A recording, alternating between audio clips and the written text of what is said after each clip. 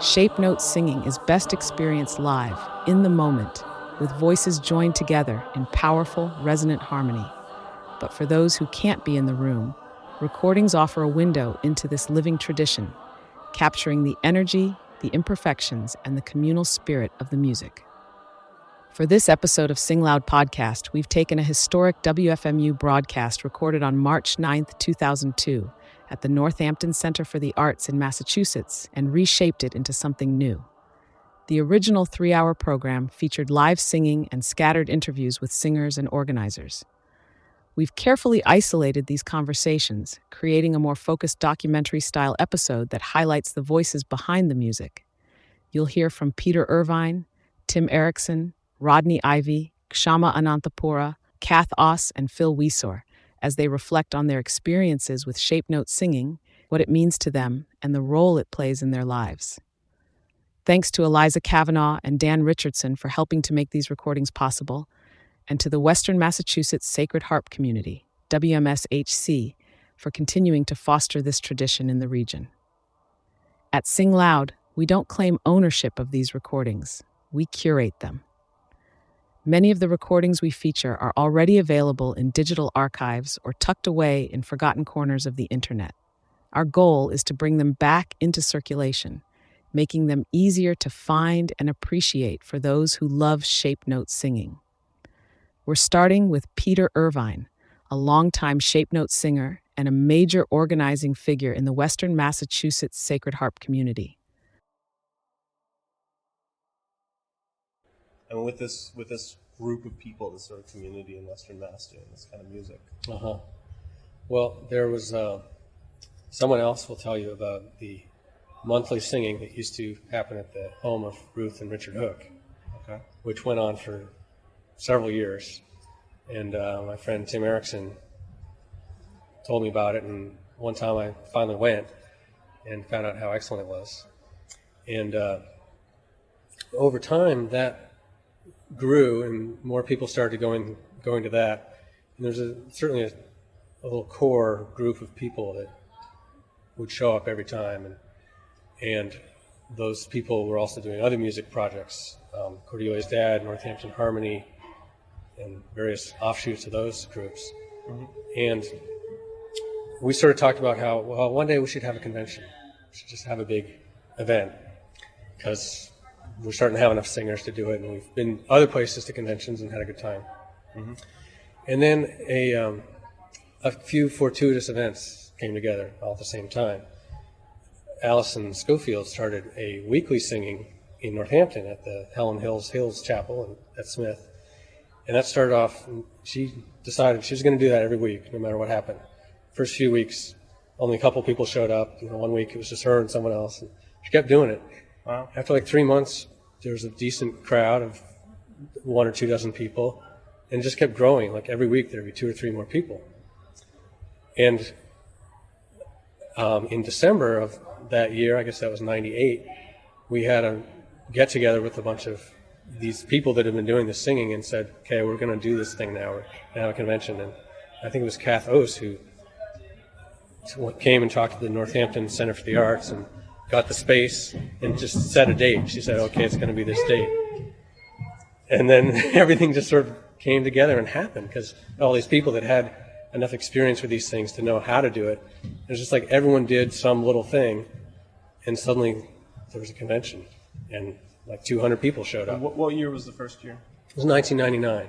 Okay. So this now is the 4th year? Yeah, this is the 4th one, and it's grown tremendously already. There's over 200 people here today from around the U.S. and people from England as well. People from England came. Is this the first time that they've come, or have they been I'm here not before? sure if people came last year from England. They may have, but they're different ones this year. And there's a bunch of people from the West, from the South, Midwest, really all over the country. Yeah. And what's the connection? Is this a living tradition of music in England as well, or is it a strictly American folk tradition? Well, the shape note system and the sacred harp style singing are both American. They the shape note notation system was developed in the States in the early 1800s and used in a series of books printed in New England and sung in New England. And the tradition gradually spread south and west with the frontier of that time. Frontier meaning like Kentucky. Right. And down to Georgia and Alabama. And Missouri, I guess. Yeah, definitely. One of the famous older books is the Missouri Harmony. Okay. So people were singing, maybe more in the country than in the cities. They were singing in the cities at first, and then it sort of got pushed into the country and pushed further south and started to die out in New England, but was going strong in the South. And there's this guy, William Walker, who put out a book called The Southern Harmony, a Musical Companion, which the Black Crowes stole that title for their album, which has nothing to do with the book. But apparently he sold 600,000 copies of that book in the 1830s. I see. So obviously a bestseller. Right. Yeah, that's a lot of books now, let alone then. Yeah. And in 1844, these two guys compiled The Sacred Harp, which is the book that we still sing out of, and it's had a number of editions since then. So this was compiled in the South. Yeah, this particular book. We're using songs from around the States. And certainly some of the songs have roots going further back to England, but the majority of the songs were written in the States, and it's a particular American style of singing. Mm-hmm. So and that was singing exported back to England? Is that yes, that's the funny thing. There's you can ask Tim Erickson about this too. There's been singing in this style continuously since the early 1800s, and it died down in New England to just a few small pockets, but it was still going on. And in Western Massachusetts, where we are right now, they were singing in the early 1900s. You had these things called old folks concerts, where they would sing some of these same songs. So it kind of died down, but then it started reviving, and people in New England took it up again in the late 70s and 80s and now in the new century. And then it got exported back to England. But there's been back and forth the whole time. There was a guy in the mid-1800s who went over to England and took some of these songs over there and led these great revivals, these camp meetings over in England, singing this kind of stuff. Who was that? Lorenzo Dow. And that's another guy you should ask Tim about. Mm-hmm. So there's been, back and forth. Now you said that the Sacred Harp book was written in the late 1800s, is that right? It was compiled in 1844. 1844. Okay, so the mid-century. Yeah. So I noticed that in the book now there's songs that were written in the 50s, songs that were written in the late 1800s. So I guess it's been added to. Yeah, it's there have been several significant revisions. The most recent one being 1991, and so there are some songs in there from 91 and the decades before that. But there's also some earlier revisions where new songs were added, a few songs were taken out, and some of the songs that were added are actually older songs, but they're new compositions as well. And there's people composing now. And I wanted to ask about that. I mean, there's going to be a special singing later today of new songs composed in memory of the September 11th events. Who's composing now? I mean, who's... A bunch of the people here singing today. So people are just... Singers, people who come to the sings and the conventions and are part of the music. And there's an interesting variety of people involved. The majority are people that do not consider themselves to be musicians. There's, a number of people who have a church choir background, but mostly it's just people from the community who this is the only music they do.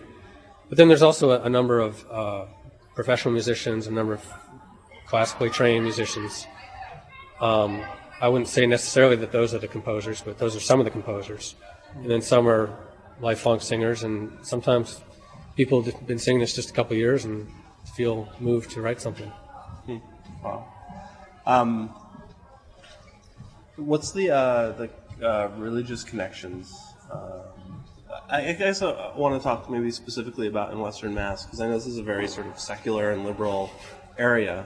It's pretty amazing to be in. A lot of the songs are, very heavy on the religious, religious imagery. And I was thinking specifically earlier, somebody picked Christian soldiers to sing, and at this time, when there's a war going on, that not everybody is entirely behind, especially in this area, that kind of sentiment is higher, I would say.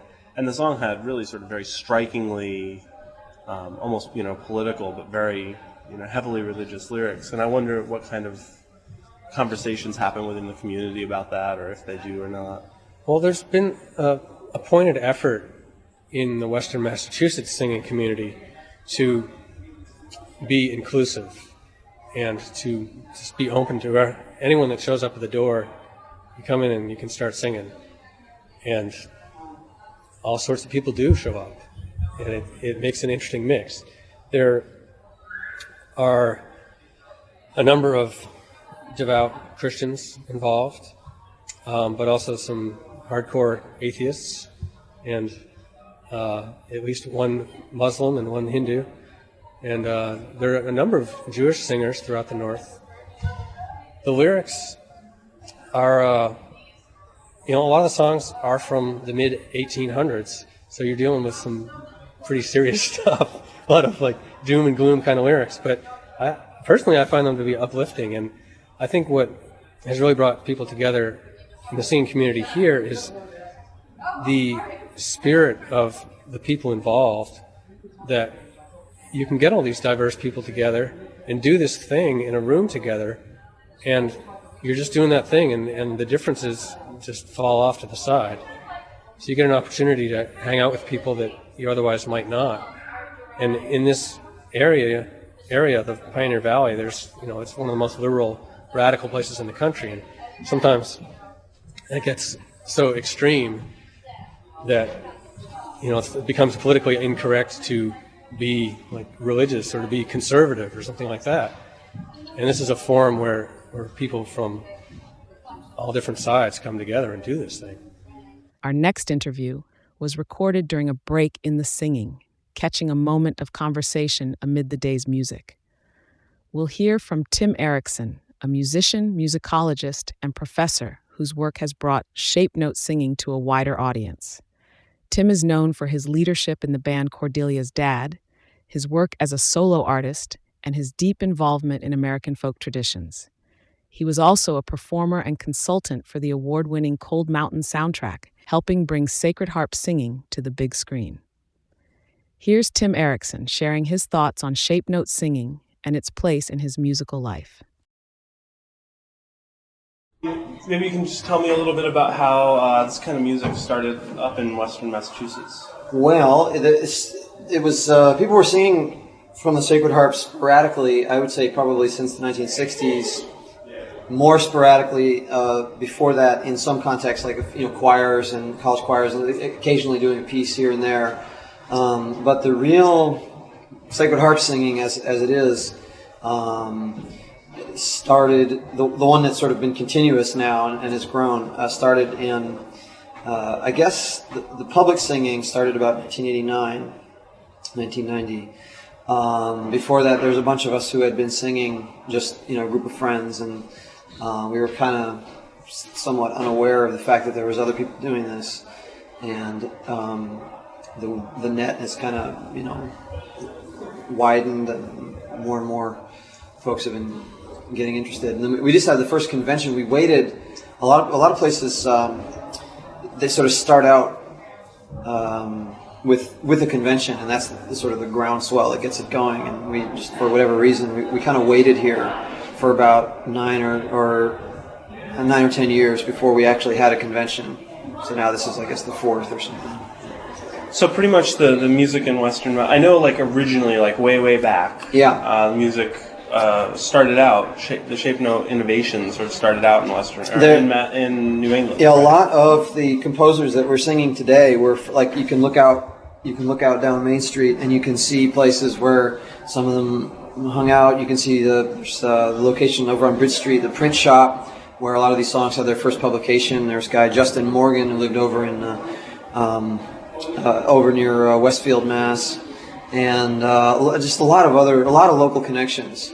And it was a big deal for, sort of circa 1770, 1780 till, depends on where you were. Some places they sort of swept it under the rug as early as 1805. Some places it was 1820. Some places it was 1850. Some places here in town, there were some people who hung on to it all along. Not the shape note system. That got sort of chucked away in New England. But a lot of those old songs, they were sort of hung around in the rafters, so to speak. People here and there singing them. So not like being sung in church on Sunday, but people occasionally. Would occasionally. Yeah, sometimes in social gatherings. There's a thing up in Charlemont, Mass. For years, I think 1875 till 1920s or 30s, there was what they call the old folks gathering, and that was partially to honor, sort of partially an old home day, partially honoring the older people in the community, and partially singing some of these old songs, as well as other kinds of songs as well. So some of them have seen a lot of different uses, people using them in different contexts. But I mean, I'm thinking of particular songs. You look again down the street, down to First Church is down there, and there was a local choir master here in the 1840s, 50s, 60s. When he died, there's a newspaper account of 500 people singing. There's 163 on the bottom in the Sacred Harp, not singing it from the Sacred Harp, but that tune, which is by a local composer, guy from Northfield, Mass. And all sorts of other little local connections. Local connections, yeah. Exactly, yeah. And so then it kind of faded away in this area when it was still going strong in the South. Yeah, what happened was that these old sort of 18th and early 19th century songs and some of the mid 19th century camp meeting tunes, stuff from the Second Great Awakening, a lot of the same tunes were shared north and south and west, what was then the west, like out to Ohio and thereabouts. But there was a really active movement to get rid of them because they were, they weren't kosher, I guess, according to some people's. This was music that was suppressed at some point? Yeah, it was intentionally. People just said, that's a little too crazy. We don't want to be the, Hicks from the Sticks. And all throughout I guess it was by that time in the United States, there were people sort of saying we ought to improve. I'm making rabbit ears. We ought to improve the music because this stuff was just seen as by a lot of people as being a little too wild, a little too, So to make a long story short, it was very, very marginalized in New England over time. There were certainly pockets, but the Sacred Harp itself, the book, is very much a Southern product. That's from Bremen, Georgia, 1844. And it drew from all the previous songbooks, took the best songs out of all of the books and sort of harmonized some that had never been harmonized, and picked and chose. Picked and chose. And that tradition really, the convention singing where you come together in the square, and that's something that developed later, in the maybe late 19th century. And this keeps changing. And I noticed there's connections between people here now and people from the South who are up here. Well, one of the things that's interesting is that over time, there are people who sing this just love it. You don't do it if you don't love it for whatever reason. It just it's a magnet for people, and you eventually start to get to know people from other places. And like today, there's people from the West Coast, the Midwest, Canada, England, Georgia, Alabama, Tennessee, New Mexico, etc. And it just keeps sort of growing. And the more the singing has gone beyond its roots in Georgia, Alabama, Texas, etc., the more you run into people in far-flung places. Is there any kind of a culture clash at all? Because there's like in the South, it's still very much church music, where here it's very secularized. Well, it's my understanding, which is not perfect, but my understanding is that, and you'll often hear this, is that this is social singing, and that the words are very important, but it's not anybody's business to tell you how to take them or what to think about them. It's just the act of singing and giving yourself, and like Eliza and those guys were saying earlier about giving what you can and taking what you will. And that is something that I have found in my experience to be really pretty consistent anywhere that this music is sung. There are all kinds of little, like in any group, I'm sure it happens on the NASCAR circuit, there's little bumps in the road and differences of opinion, as you might have seen, but the real thing is just come in, sing. Anything else you got, take it outside. Right. Yeah, just that with fellowship. You hear that word over and over again, both in its most sort of religious sense and in a more communal sense, I think. Yeah. Is there other things that you know of that have come out of the Western Massachusetts community, out of that fellowship of people who sing together here? Oh, it's crazy. I mean, these folks just love each other. It's really cool, and it's a great outlet for that. It really is very encouraging for people to just let go of some of the things that we get hung up on. And there have been a bunch of bands. Any number of bands of people have started either singing or playing together out of this singing. All kinds of other projects. There's a number of people. Kelsey, who's a senior at Smith College, is doing her senior thesis. It's a dance thesis, but she's incorporating Sacred Harp. There's a couple people who are at Hampshire College who are doing their senior projects. Mm-hmm. And a lot of interesting little collaborations and things. I hear it's starting up again, so I should let you go. Yeah, okay. Thanks a lot. It's been a good time. Great. Yeah. Next, we turn to Shama Ananthapura, reflecting on her experiences with shape note singing and the work that goes into keeping a strong singing community alive. It's social. You come and get whatever you want out of it. And so I went, and it was beautiful music. And I just had to go once, and I plan my life around Tuesdays anymore because that's when we sing.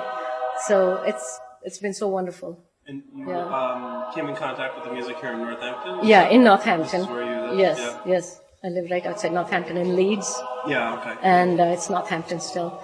And I came here 4 years ago, and little after I came, I got into this. Okay. And so are you involved then in the sings that happen at the Helen Hills Chapel? Yeah, that's my home sing. That's the regular sing that I go to every Tuesday for 3 hours every Tuesday, 7 to 10.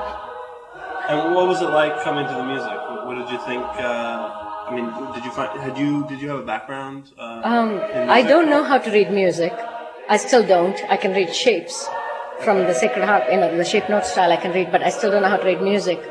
But I sang Indian music back home. I learned Indian classical music. So I kind of had some sense of, tone and rhythm and stuff. But yeah, a lot of people that I sing with have never been exposed to music, and they're belting it out now, Mm-hmm. And a lot of them have been told, honey, you're not a singer. Why don't you take piano lessons? And you should hear them now. They sound wonderful. Yeah. So what is it about the shapes that makes it easier? To understand the music? I think the very idea that it's kind of, how do you say, mnemonic device. It's like fa is in the shape of F with the prongs collapsed. It's a triangle, as though the two arms of the F came down together. And so it's like the curves of the S, just inverted. And so La is like an L with another L on top, a rectangle. So it makes it easier. And then once you know the scale, like fa, sol, la, mi, fa, once you get the scale in your head, like the distance and range, the tune, once you get that in your head, it's pretty easy. And I learn more by ear than anything. So I listen to the people around me, and I'm able to sing. So that's more how I learned it. Do you ever have problems with the lyrics? You said that originally you were worried about the... Yeah, I didn't know what kind of a group this was, when I got the invitation from this friend. I was not sure. And initially, I should be honest, I had a little bit of difficulty singing, I'm going to Canaan's land, and this is my savior, Jesus is my savior, and I felt like I was being hypocritical because that's not what I believed in, But then there are songs eventually, as I sang more and more, and the people I sing with, the fellowship that comes with the singing is so powerful that the songs take on a whole other meaning. And whether you're religious or not, let alone be from this religion versus another religion, it takes on its own meaning. Like, for example, there's a song that we sing, wonderful things of men are said when they have passed away, flowers adorn their narrow bed over the lifeless clay. And the chorus part is what gets me. Give me the roses while I live, something to cheer me on. Use less the flowers you may give after the soul is gone. Tell me what religion does it not apply to? Or what person does it not apply to? Give me the roses while I live. So when you sing stuff like that, it takes on a whole other meaning when you're singing it with friends that you enjoy singing with so much.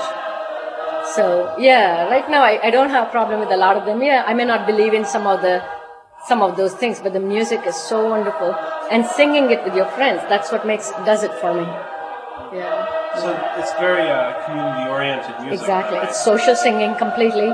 It's not performance music. We don't sing when you sing in a choir, you're singing for the church, right? For the people in the church. For the audience. For the audience. And gospel also is singing for an audience. This is not performance music. This is participatory music. So everybody who comes participates in the singing. And I think that's why there's such a strong fellowship in this kind of singing, because people come there to sing. And you share something like this. It's wonderful.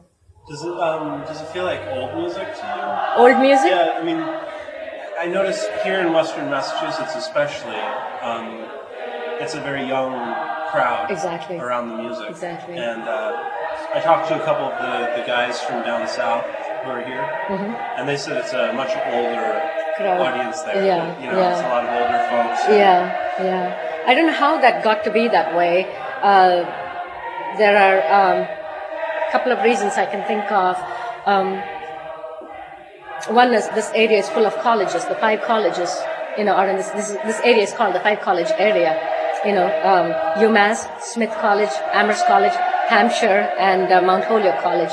So because of that, there's a lot of young crowd, and that's into all kind of music, experimental music to whatnot. And so I think there's a younger crowd of younger people, first of all. And then secondly, I think there have been a couple of really, really good popular music bands. One is Cordelia's Dad, and all the members of the band are here today singing with us. And whenever they performed, and they had a huge following, they were a pretty big commercial success too.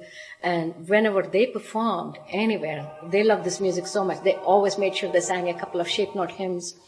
And it sounded so good. A lot of their following was like, what was that you sang? And they said, come Tuesday, sing with us. And so that drew a lot of crowd also, I think. So there is a much younger following compared to other places. Now, how did you come to be in the Valley? I used to work for a software company back in Lawrence, Kansas. That's where I went to school. I went to University of Kansas. I lived there for 11 years. And then the company that I worked for moved me here. They moved here and they asked me to move.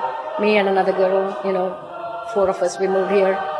And so you came on the music pretty much right around the time you came? Yeah, roughly around. Did you find that having the music of the community of other singers? Yeah, that was very helpful. Suddenly I had a whole bunch of friends, So it forms an instant community.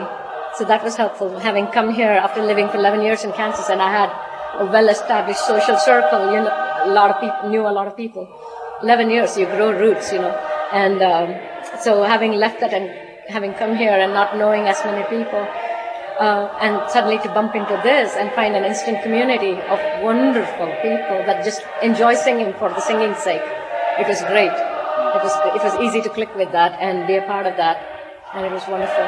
What other kinds of things does that community do together besides the singing? I mean, do you see the people Yeah, we do meet outside of the singing also, but every time we meet there is singing, regardless of whether it's a singing night or not, So no matter where we in meet. the restaurant sometimes people just We did that in a restaurant one time, like a couple of times, just soft enough not to freak people out. But every time we get together, it always ends up being a little sing, And what was it you asked before that? You asked me something else.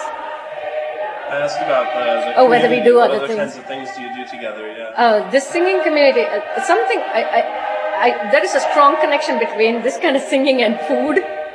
everybody's a glutton in this group. And we all enjoy cooking and eating. So that's something that happens all the time. You know, so we spend a lot of time, hours cooking and minutes finishing it and singing again. You know, it's always been a part of that. Usual stuff like all friends do. We watch, you know, from South Park to whatnot and watch TV, play games and hang out. And this group, maybe because it's a younger crowd, I don't know, there's a lot of playfulness in the sense, I know that the year I came, 4 years ago when I joined the group, in the winter, if we finished singing at, you know, we used to sing till 9 back then, 9:30. We used to go to the Smith Hills, you know, behind the campus there are hills. And if it had snowed, we'd all go sledding at 9:30 at night or 10 at night, and then sled for a while, and then go to the diner and eat till they kick us out. That was always the ritual.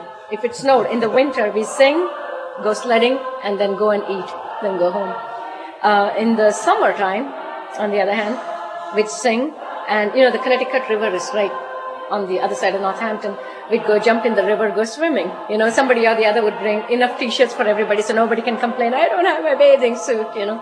And we'd all go jump in the river, and you know, it was fun. And then we'd go to the diner and eat and go home. There's been a lot of, it's a fun bunch of people, you know. You get drawn into it easily. Thank you. You're welcome. Appreciate your You're time. welcome. Oh, one of the things they say about this music, which is very true and it's very interesting, is if you don't like this music, you better stay far away because it's going to suck you in. You know, it's true. A lot of people that didn't care for it so much are addicts now. So there's something about this music. Next, we hear from Rodney Ivy, a singer deeply rooted in the tradition. Rodney comes from the Ivy family, a well-known sacred harp singing family from Alabama, where shape note singing has been passed down for generations. His life has been immersed in this music, and he has played a key role in keeping the tradition alive, both in the South and beyond. Rodney's commitment to sacred harp extends beyond just singing. He works to bridge generations, bringing new singers into the fold, while honoring the legacy of those who came before. Here's Rodney Ivy reflecting on his family's history, his experiences, and what sacred harp singing means to him. Be up here in Western Mass singing. Well, they've been coming in there and singing with us, and so they invited us up here to sing with them. So I come 2 years ago. Mm-hmm. You've been coming ever since? Well, I didn't get to come last year, but I wanted to. Did a big contingent of you guys come up from down there? There's 3 of us. Okay. One from Fort Payne and one from Fife, Alabama. All right. Then I'm from Henniker. And you said you've been singing this music for years? All my life. All your life, All since my you were a life. kid? Yes. How old are you now? I'm 44. And what's the community like down there that's singing? It's a rural area. It's, yeah? Yeah. We was raised down there singing this in church. We use this in church service. So it's still, that's where it's And sung, we is still in church use it. services? Right. Yeah. We still use this in church service. Okay. And it's been going since way back. Oh, yes. I know Yes. it kind of died down in New England for a long time. Oh, it's been going down there. Kind of died down. What's that? It's been going down there all the time. My grandpa sang it, my dad sang it, my great-grandpa sang it. Okay. Are people down there composing new music? Very few, not many. It's been a while. Yeah. Every once in a while somebody will bring one out. And we'll try it, yeah. And you guys have conventions? Oh, yes. We have a lot of conventions down there. We sing every weekend. Uh-huh. Every weekend. And do you have the national convention in Birmingham, is that right? National convention in Birmingham. The United Convention is going to be just south of Birmingham this time. And you get a lot of people coming down for that? Oh, yes. Yeah. Is there like a connection with African American communities, or like gospel music, or is there Sacred Heart being sung there? No, it's not. Okay. The Wiregrass singers down there, they used to be a group down in South Alabama. They just about all died out. There's probably 8 or 10 of them still left. And you said Wiregrass? Wiregrass. Why is it called Wiregrass State? Because of the grass down in South Alabama. I see. Because of the wiregrass. All right, yeah. So that's just that area? Yeah, It's just called that the one area. Wiregrass area. And like I said, 8 or 10 of them is all I ever see. And when they come to the National, They come to the National. that's the only time I ever get to see them. They used to come more than that. Mr. Jackson I don't know if he's passed away yet or not, but he's real feeble. Ah, I see. He was always the leader of those. Yeah. And how about the kids? Are the kids singing it? Oh, Is yes. it's still going strong. And my daughter sings. And So they're not My like niece is more nephew. interested in Britney Spears than singing this stuff? well, yeah. But it's not turning them off to the music. That's good to hear. No, we sing it. We sing around the house and everything. Nice. In the truck. Just all the time, me and my little daughter does. Well, thanks a lot. I appreciate it. Yes. Appreciate your comments. For our final conversation, we'll hear from Kath Oss and Phil Whizzer. Kath Oss is a singer and musician whose work spans both traditional and contemporary folk traditions. Along with her musical partner Phil Tyler, she has explored old-time Appalachian music, British folk, and sacred harp singing. Her deep connection to traditional music brings a unique perspective to shape note singing. Phil Whizzer is a dedicated singer and organizer working to keep sacred harp singing strong in his community. Like many who take on this role, his efforts behind the scenes help make these gatherings possible, ensuring that the tradition continues for future generations. Here are Kath Oss and Phil Whizzer sharing their thoughts on shape note singing, tradition, and community. And you were involved in, Kath, in setting up the whole thing sort of I guess. first year, right, in Yeah, 99? the first year I was, I ended up being vice chair in 99, but I guess was part of the group that I don't know if we motivated or just like Made helped. everything official. Yeah, helped make it official, but had some experience with conventions and putting them on and stuff, so I saw the singers in the area. It was just like all the singers were building up and the group was getting bigger. The weekly sing started the fall before, and the monthly sing in Amherst had actually overgrown the living room. The last thing we had to put it outside. This was the Hooks. At the Hooks, yeah. Yeah. Yeah, and there was just momentum, and conventions are a kick-ass time, and it helped get this group of singers together to go do that. And who came the first time around? Who A lot of these sort of folks. responded to the call? These folks? We had about 150 local folks, I guess, came. A bunch of singers. Yeah, we've got the welcoming sparkly bits on. I'm supposed to give a message Sorry. to someone here. Okay. And the person who is here is Charlotte Ehrman. I don't know who she is or anything. I'm like doing a favor for someone. Somebody else. Okay. Usually we just kind of break in before a singer. And then she's supposed to call Juanita to tell her where she's Staying in staying. Charlotte, that's pretty. Because Juanita erased the message. Huh. Juanita's really old and she doesn't have a car and she, it's all this stuff, so I'm doing her a favor. So we need to find Miss No. Charlotte Ehrman. And, Do you want me to try it? Just go in and sort of There's a if you ask go a few in. questions? Actually, if you go in and then around to the back and right, there's a table kind of raised up. If you go there and let them know that they're doing a bunch of calling out stuff, and it'll be better heard if they do it. Yeah. So you could bring it to them and explain Let what me the try that. situation is. Yeah. Okay. Okay. That'll get it. How did people from, I know there's people from England here today, and there's people from Georgia and Alabama who I talked to. Yeah. People from other places. Let's see, we've got Maine. We've got a bunch of New England states covered, and New York, which is included, in New Jersey and Pennsylvania. I think there's some Virginia, Georgia, Alabama. I don't think Oregon, there's- Minnesota. Oregon, Minnesota, Washington State, I think. to Mexico. New Mexico. How'd this happen? Bunch of them. Well, there's sings in just about every state now, and there's a couple places where you can kind of network that stuff, where you just say, we're having a sing here. If you happen to want to travel, come on over. But a lot of it's just, a lot of what makes this thing cool here is that local folks come. That's, I think, why it's been durable. Is we'll have a bunch of singing schools in the area that are open to the public and free, and come learn something that pretty much rocks. You need help with something? You can go down that one floor to the second. Hi. See you. See you later. How did you guys get interested in this music? I asked because I was talking to the folks from Georgia and Alabama, And they said that the crowds down there involved in this music are older, and it's very traditional church music there.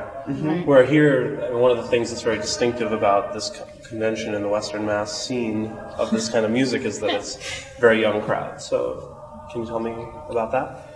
Well, I think in terms of ages, this has to do with the fact that it's not a family thing here. It was like social first, and I mean there are 5 colleges. I think it kind of naturally lent itself to that age group, but I mean it's not all young people. Cass pretty old. Yeah. Yeah, I don't know. It was, I know, like, what year are we in? 2002, like 20 years ago. It was mostly sponsored by the Country Dance and Song Society, and a lot of the people that were involved in that organization were kind of in their 40s and their 50s and such, and it didn't really grab. There's a lot of stuff going on in somebody's life if you're like busy doing folk music and you got a family and all that stuff,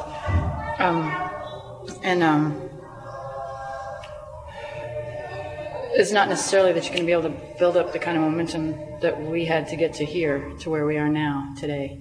And I think that came from people hearing about it in various ways. I know I started because of peer pressure, because some friends of mine had found it in college, and they were doing it for fun in the living room. Like, did it work out? I think it will. Okay. They seem like they were going to try to find her. Good. Cool. So it's peer pressure. It was, yeah, because it was what they were doing. Like, Was there there was no any TV. kind of like a gateway music to get into this harder stuff? No, this Or was the gateway music, because after this I started playing instruments and being in bands and stuff, because all of a sudden I found out that music can be fun, which I was not actually fun and deep, which I was not really aware of before. Thank you for joining us for this episode of Sing Loud podcast. I hope you enjoyed this glimpse into the singer's experiences and perspectives from the 2002 Northampton Shape Note Singing, as captured in the original WFMU broadcast. A deep appreciation goes out to the singers, interviewees, and all who continue to raise their voices in this powerful tradition. Whether in churches, community halls, or archives waiting to be rediscovered, Shape Note singing remains a living practice, passed down not just in books, but in sound, breath, and fellowship. Stay tuned for more recordings, more voices, and more moments of discovery in Shape Note singing. For now, we take the parting hand.